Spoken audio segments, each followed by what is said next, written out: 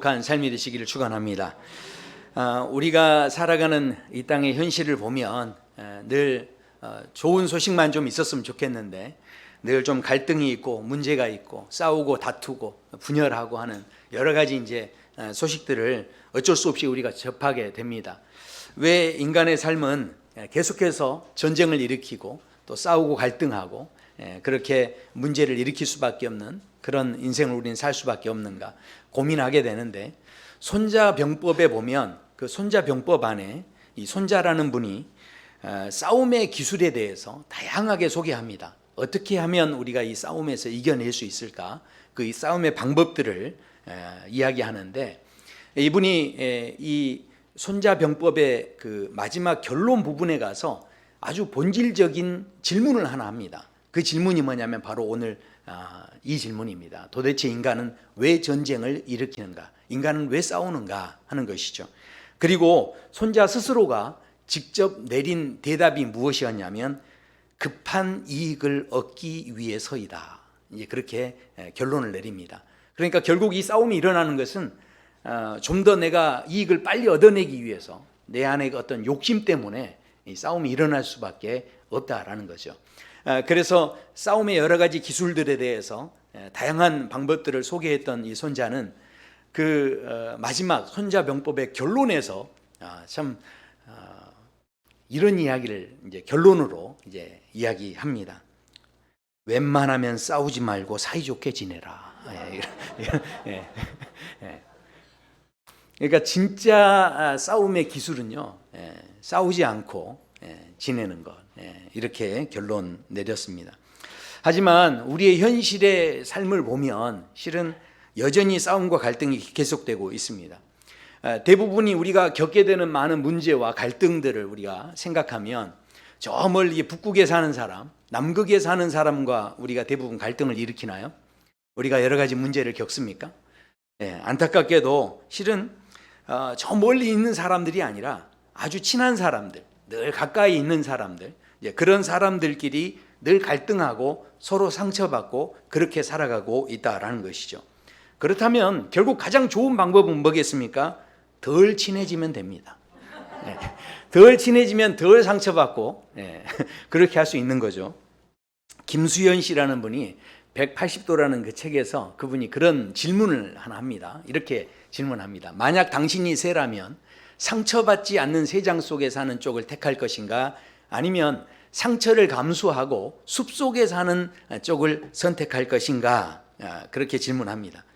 실제로 많은 사람들이요, 전쟁 같은 삶에서 상처받지 않기 위해서 실은 자기 스스로 철벽을 치고 마치 스스로 새장 속에 갇혀버리는, 그 새장 속으로 들어가 버리는 그런 삶을 살아가고 있다라는 거죠.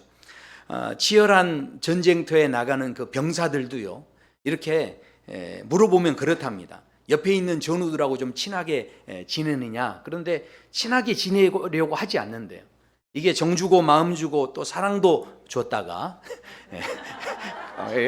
이상하네요. 이게 무슨 익숙한 단어인데, 아무튼 그렇게 줬다가 결국은 그 혹시라도 그 전우가 전쟁에서 죽게 되면 거기에서 받을 상처가 너무 크기 때문에 그 아픔이 너무 쓰라려서 그래서 아예 처음부터 사랑하지 않겠다 이렇게 결정한다라는 거죠. 그러나 소설가 이회수 씨는 그런 이야기를 합니다. 사랑이 아파서 안 한다면 한두 번 배탈 나서 그 아팠던 기억 때문에 밥을 안 먹는 것과 똑같은 거다. 그러니까 우리가 실은 인생을 살면서 사랑이라는 것이 얼마나 실은 우리 인생의 삶을 풍요롭게 하고, 또 물론 상처가 있을 수 있습니다. 아픔이 있을 수 있지만 그 사랑이 주는 힘이 있고 또 그것이 우리에게 인생을 더 의미 있게 만드는 것이기 때문에 비록 상처가 있을지라도 그것을 감수하고서 사랑하는 것은 가치가 있다, 뭐 이런 이야기죠. 자, 아가서 말씀에서도요, 그래서 이런 말씀의 고백이 나옵니다. 예루살렘 딸들아, 너희에게 내가 부탁한다. 너희가 내 사랑하는 자를 만나거든 내가 사랑함으로 병이 낫다고 하려무나.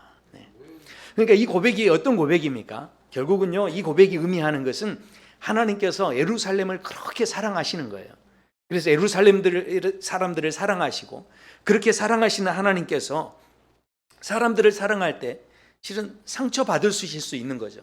사람들이 늘 배반하고 늘 돌아서고 하나님을 그렇게 믿는다고 하지만 다시 다른 신을 섬기고 하는 이런 어떤 모습들이 있었지만, 그러나 그럼에도 불구하고 하나님께서는 끊임없이 인간들을 사랑하시고 심지어 그 사랑이 때문에 그 가슴앓이를 하고 계시는 그 하나님의 마음을 표현하고 계신다라는 것이죠.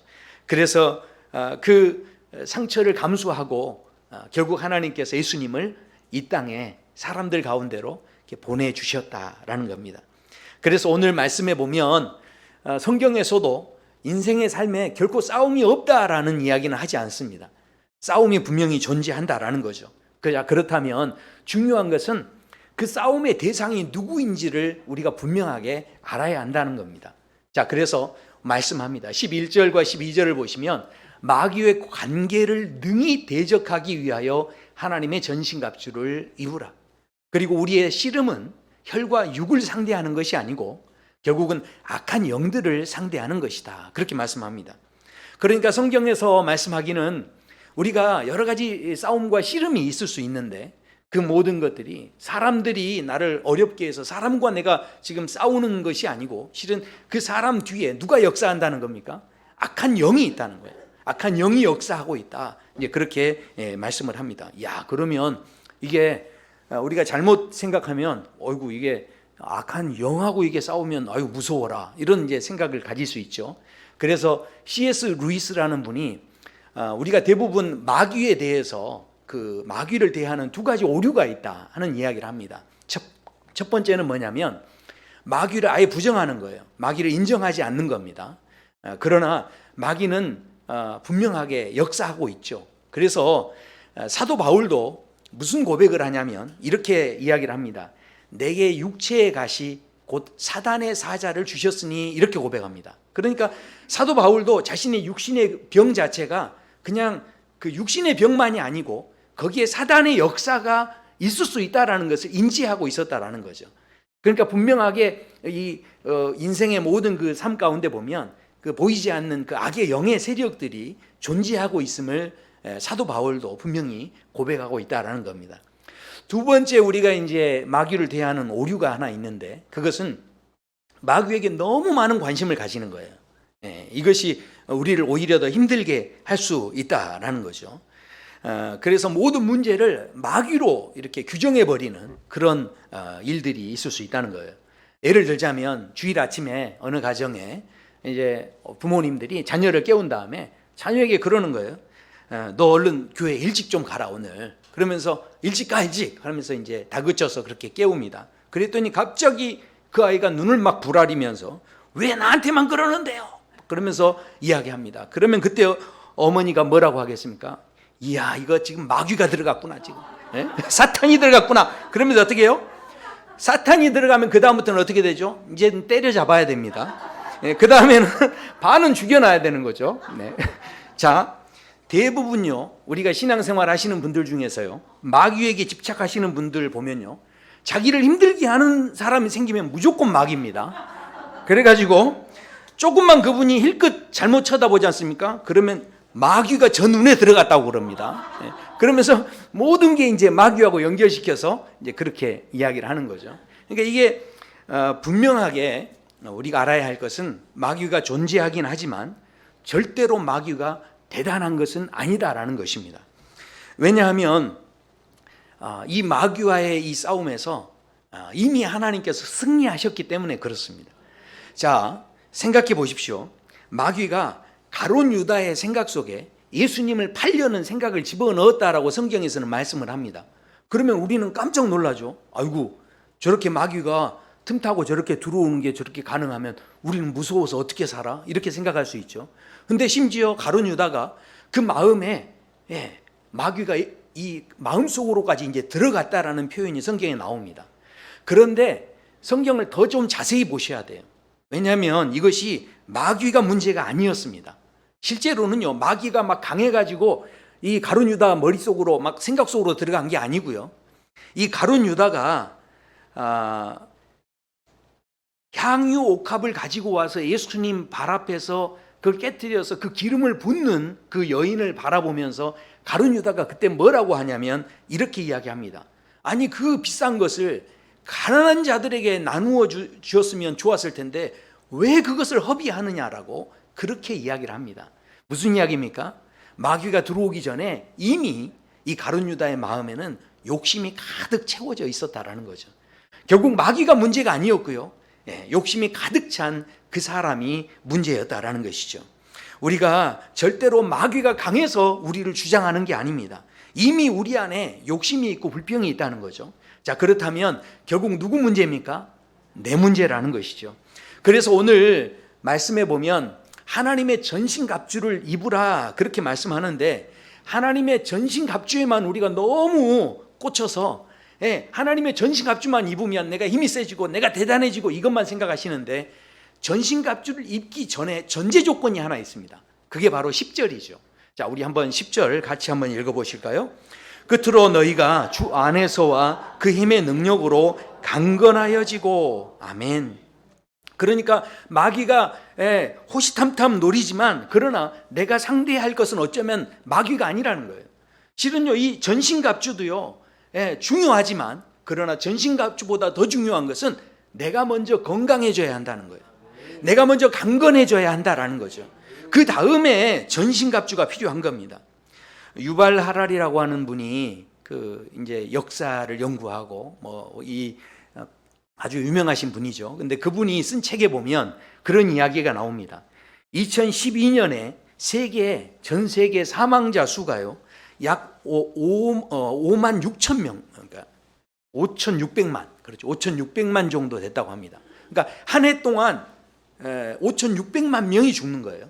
자, 그런데 그 중에서 62만 명이 폭력에 의해서 사망을 했는데, 그런데 폭력 중에서도 전쟁으로 인해서 죽은 사람이 12만 명이고 범죄로 인해서 범죄적인 어떤 폭력에 의해서 죽은 사람이 50만 명입니다.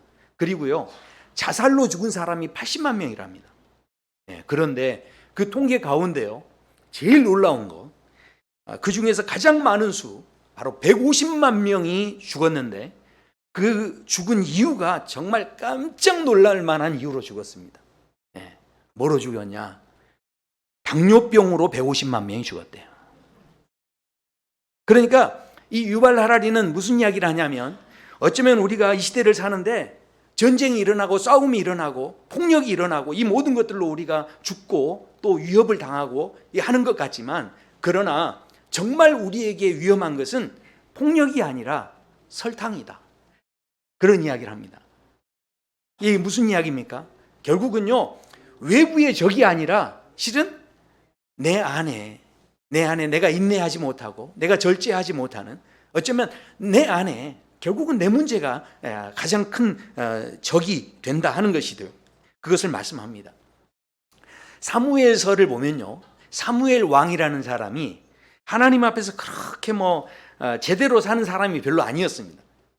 뭘 제대로 해본 적이 없어요. 그저 자신의 그 왕의 자리를 빼앗기지 않기 위해서 몸부림을 쳤던 사람이죠. 자, 그런데 그 사울이라고 하는 왕이 그 시대의 선지자였던 사무엘이라는 선지자가 죽게 되니까 온 백성들이 다 함께 막 슬퍼하고 너무 어려워하는 거예요. 그러니까 이 사울 왕이 그때 자기도 각성을 합니다.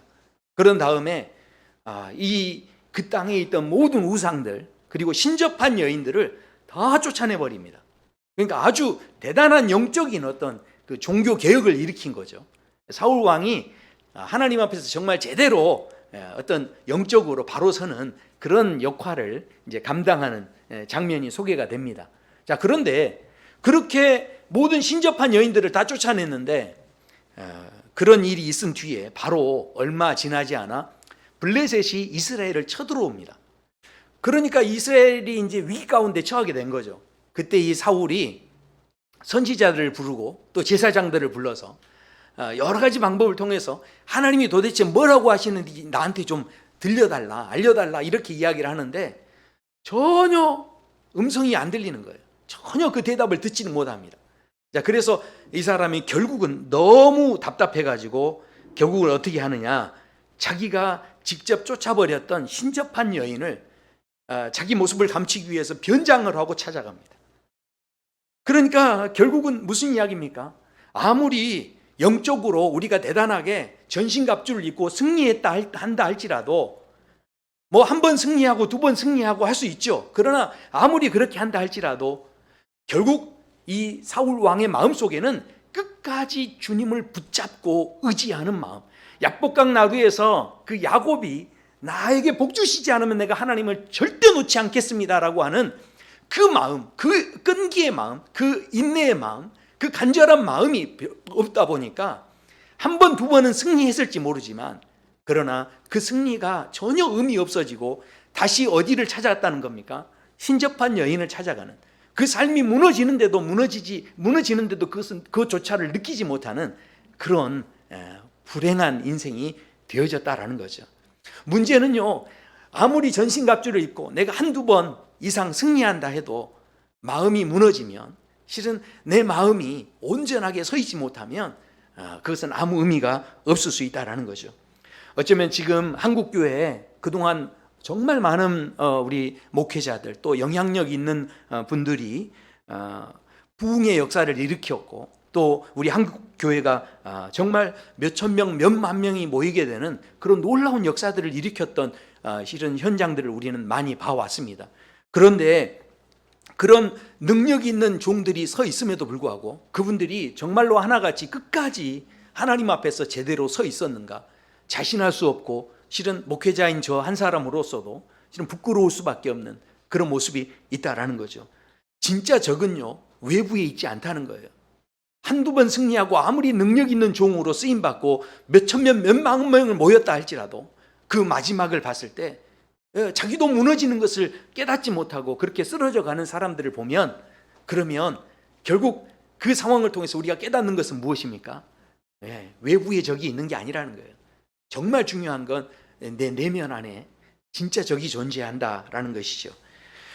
물론 우리가 이 전신갑주를 입고 신앙생활하는 건 물론 중요합니다. 왜냐하면 실제로 잔치집에 가시려면 잔치집에 걸맞는 옷을 입어줘야죠. 뭐 트레이닝복 입고 잔치집 가면 안 되지 않습니까? 그래도 거기에 맞게, 그리고 만약에 초상집에 가는데도 거기에 맞는 옷을 입어줘야 그 슬픔 당한 분들이 위로를 받을 수 있는 거죠. 뿐만 아닙니다. 이 드레스 코드가 잘 맞아야 될 필요가 이 뭐 잔치집이나 초상집에만 필요한 게 아니죠. 만약에 불이 난 곳에 정장을 입고 가면 되겠습니까? 방화복을 입고 가야 내 몸을 지켜주고 우리가 이렇게 안전하게 보호를 받을 수가 있는 거죠. 그러니까 이 옷이라고 하는 것은 굉장히 그런 의미에서 중요한 의미가 있는데, 하나님께서 이 땅을 살아가는 모든 하나님의 사람들이 그저 여행복 입고 그저 파티복 입으라 그렇게 말씀하지 않으시고 전신 갑주를 입으라 이렇게 말씀하셨다는 것은 중요한 의미가 있는 거죠. 자, 그렇다면 전신 갑주를 입는다는 게 도대체 뭔가 잠깐만 한번 살펴보면요, 그 뒤에 말씀에 이렇게 말씀을 합니다. 첫 번째는 서서 진리로 너희 허리띠를 띠라는 거예요.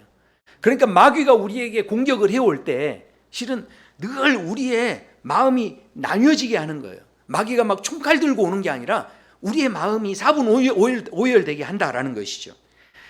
그래서 마귀의 시험을 당해봤던 베드로도 베드로전서 1장에 보면 그러므로 너희 마음의 허리를 동이라 이렇게 말씀합니다.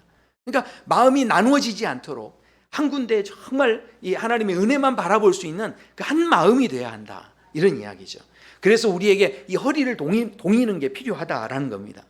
두 번째는요, 의의 호심경을 붙이라 그렇게 말씀합니다. 그러니까 마귀의 두 번째 공격은요, 날마다 우리를 참소한다는 거예요. 그러면서 우리의 마음속에 정죄하고 고발하고, 그러니까 우리의 감정을 건드리는 거예요. 그러니까 우리가 신앙생활 하다 보면 우리 김 집사님, 이 집사님, 뭐 또 박 집사님 이렇게 함께 생활하다 보는데 어떤 사람이 또 내 마음을 건드리는 거예요. 내 감정을 건드리는 거예요. 그러면요, 그때는요 절대로 감정으로 이게 상대하면 안 됩니다.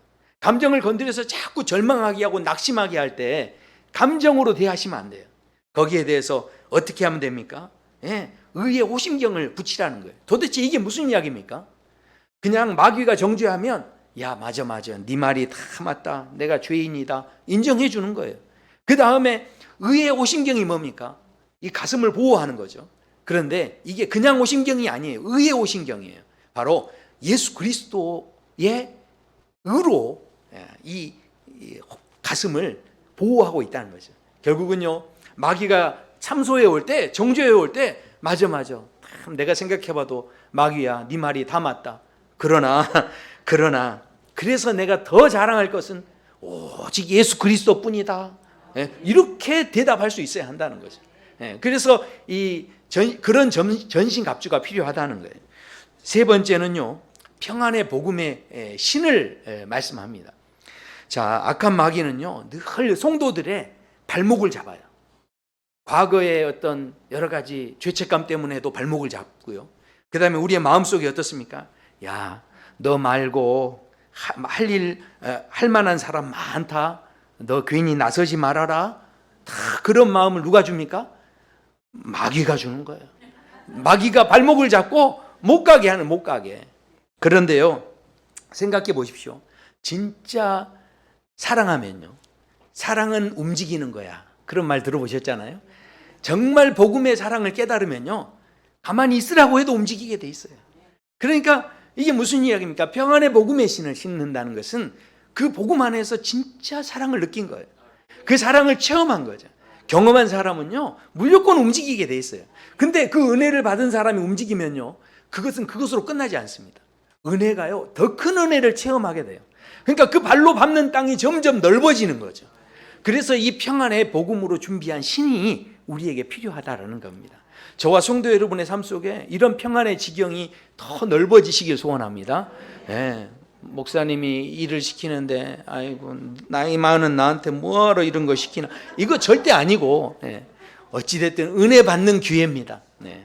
자, 그래서 그 다음에 네 번째는 믿음의 방패예요. 모든 것 위에 믿음의 방패를 가지고 이로써 능히 악한 자의 모든 불화살을 소멸한다는데, 마귀가 계속 불화살로 우리를 공격한다는 거예요. 이 불화살이 뭐겠습니까? 결국은요, 관계라는 불화살, 막 분노라는 불화살, 경제 어려움이라는 불화살, 여러 가지 불화살들을 막 쏘아대는데, 여기에서 우리가 이겨내려면 뭐 해야 된다는 거죠? 믿음의 방패를 가져야 한다는 거죠. 믿음의 방패는 무엇입니까? 로마서 10장에 보면 믿음은 들음에서 난다는 거예요.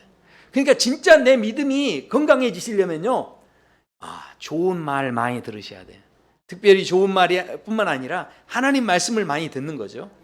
내 마음이 흔들리지 않고 내 믿음이 더 강건해지려면, 그래서 믿음을 주는 말, 소망을 주는 말, 이런 말을 들으셔야 되는 거죠. 자, 그런데 이 방패가 혼자 있으면 별로 크기가 크지 않고 그렇지만, 옆에 사람과 함께 이걸 붙이기 시작하면요, 이게 큰 절벽, 퍼즐을 맞추듯이 그런 블럭을 이룹니다. 그러면 이거야말로 더 강력해지는 거죠. 그러니까 우리가 공동체가 서로 이렇게 만나가지고 사람들이 만나면 다른 이야기 하시면 안 돼요. 여기서 만나서 다 무슨 이야기 해야 돼요? 믿음을 주는 말을 해야 되는 거예요. 만나서 성도님들, 제가 교회에서 만나서 대화하는 거 들어보면 제가 깜짝 놀랄 때 한두 번이 아니에요.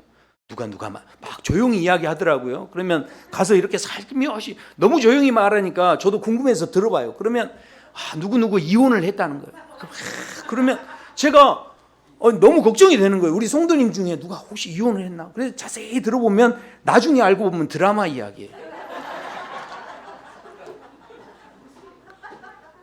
그러니까 이게 지금 우리가 생각해 보십시오. 이게 정말 우리가 만나서, 물론 뭐 세상 사람들하고 뭐 정치 이야기도 하고 뭐 다른 이야기 할 수 있지만, 중요한 것은요, 이 마귀가 계속 틈을 노리기 때문에 거기에 무너지지 않으려면 우리가요, 믿음을 주는 말, 소망을 주는 말, 서로 이렇게 격려해 주는 말을 하는 것이 너무 중요하다는 거예요.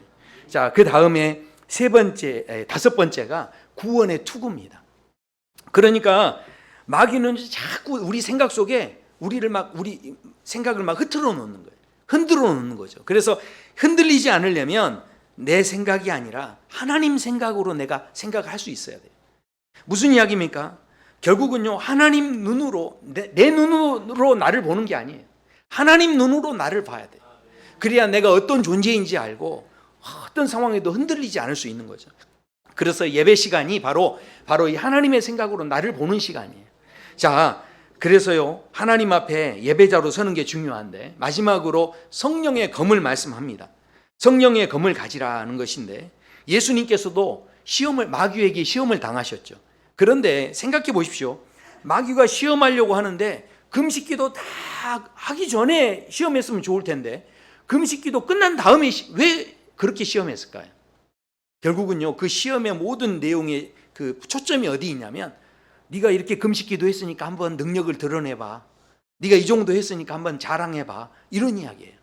결국은 돌로 떡을 만들으라는 것도 그렇고요, 다 한번 뛰어내려 보라는 것도 그렇고, 다 보면은 너를 한번 과시해봐, 자랑해봐, 이런 이야기죠. 그런데 예수님께서 결국은 이 모든 상황 속에서 전혀 생각지 못하는 방식으로 바로 말씀으로만, 오직 말씀으로만 이 마귀에게 대적했습니다. 그러니까 말씀 안에서 나를 진짜 발견해 버린 사람은요, 하늘의 음성을 듣는 거예요. 너는 내가 사랑하는 자다, 너는 내가 기뻐하는 자다. 말씀에서 이걸 들은 사람은요, 더 이상 기웃거리지 않습니다. 다른 사람이 뭐라고 평가해도 괜찮아요.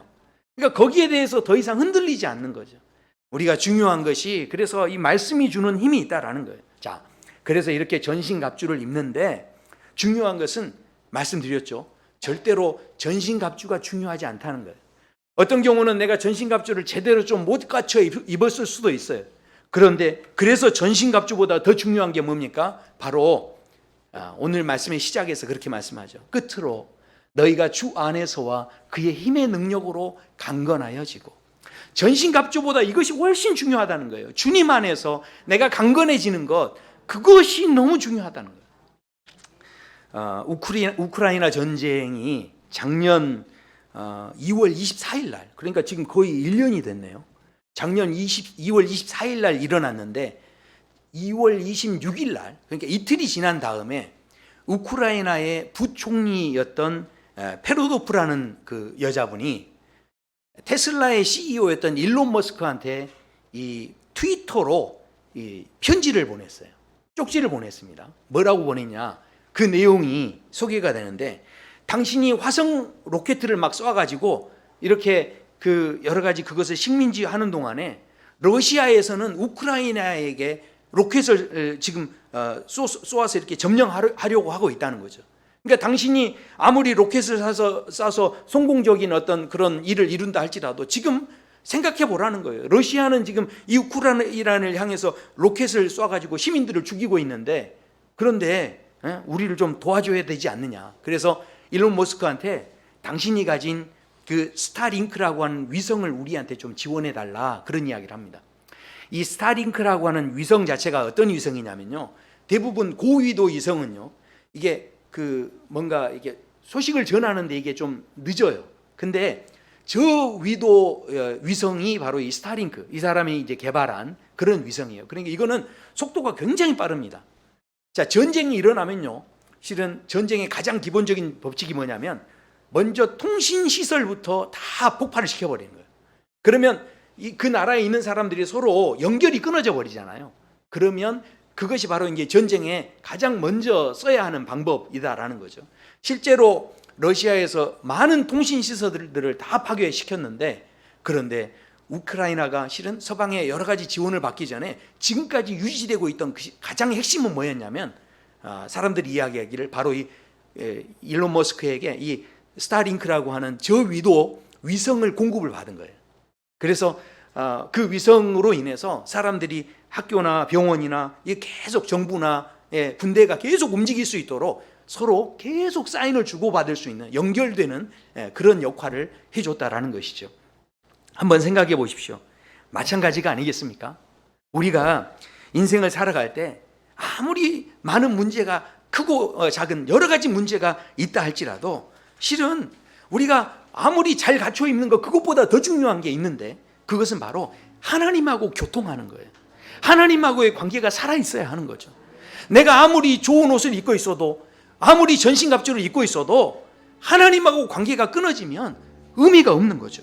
생각해 보십시오. 그래서 우리가 정말 강력한 것은요, 다른 데 있지 않습니다.